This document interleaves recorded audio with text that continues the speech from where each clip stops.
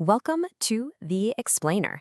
Today, we are diving deep into the world of functional beverages. Those drinks that are designed to do a whole lot more than just quench your thirst. I mean, what if your afternoon drink could actually sharpen your focus, or your morning tea could soothe your stress? That is the incredibly powerful promise behind this booming industry, and today, we're going to break it all down. Okay, let's get right into it. First up, the functional beverage boom. We're going to explore what these drinks actually are and why you're suddenly seeing them absolutely everywhere. So, what are we really talking about here? This isn't your standard soda or juice, not even close. These are drinks with a job to do.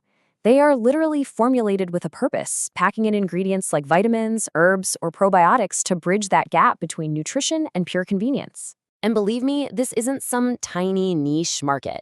We're talking about a global industry that's projected to hit a staggering $200 billion by 2027. This isn't just a passing trend, it's a massive shift in how we think about what we drink. So who's behind all this incredible growth? Well, a lot of it is being driven by millennials and Gen Z. You've got consumers who are actively looking for products that line up with their wellness goals. They want natural, they want organic, and now that these drinks are easier to find than ever, the market is just exploding. Okay, so now we know what they are and why they're so huge. Let's pop the cap and decode the menu. We're going to look at the main categories you'll actually see on the shelf. First up, a category that is just massive right now: drinks designed for gut health. You've definitely seen these around. We're talking about things like kombucha and kefir. The idea here is pretty simple, but it's powerful. They deliver good, live bacteria straight to your gut. The goal is to help balance your digestive system because, as more and more research shows, a healthy gut is tied to better overall health. Now, it is worth saying that the debate is still out on just how many of those good bacteria survive the trip. Next, let's talk about a category that, let's be honest, speaks to pretty much all of us in our busy lives: drinks for stress relief. This is where you'll hear that buzzword adaptogens. These are herbs, think ashwagandha or rhodiola, that have roots in traditional medicine.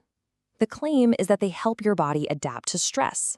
They supposedly do this by helping to regulate cortisol, the stress hormone, which can promote a feeling of balance and focus.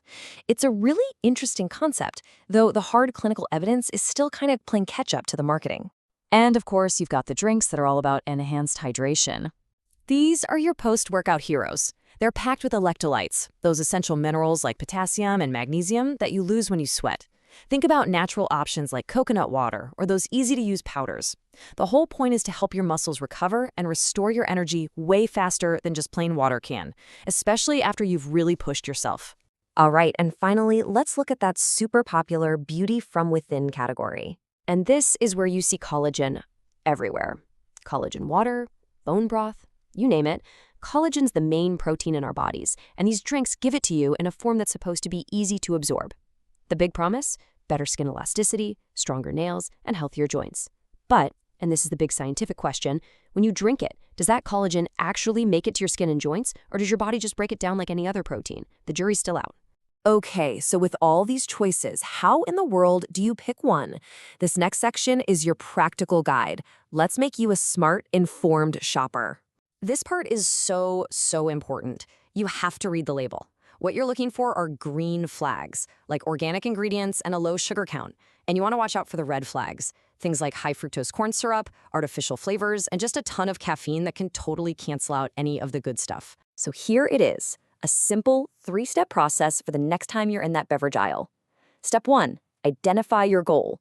What do you need? Energy? Calm? Help with digestion?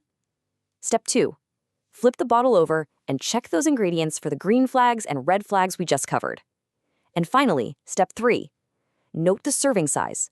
More is not always better, especially with some of these powerful ingredients. All right, in our final section, let's look at the bigger picture.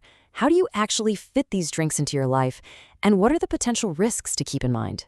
You can see here how you might build a whole day around this. Maybe you start with a matcha latte for some nice, sustained energy. Then you grab an adaptogen-infused water to get over that midday slump.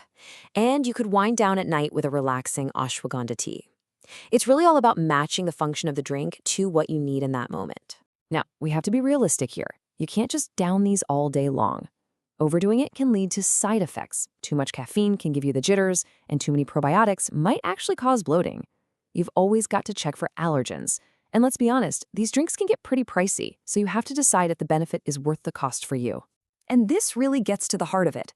Functional beverages can be a great tool in your wellness toolkit, but they are not a magic bullet. They're meant to complement a healthy diet, not replace whole foods or necessary supplements. And for personalized advice, it is always, always best to talk to a healthcare professional. So I'll leave you with this final thought. Are we looking at the future of personalized nutrition right here in a bottle? A super convenient way to tailor what we consume to our daily needs? Or is this just a really well-marketed and, yeah, pretty tasty trend? Something to think about.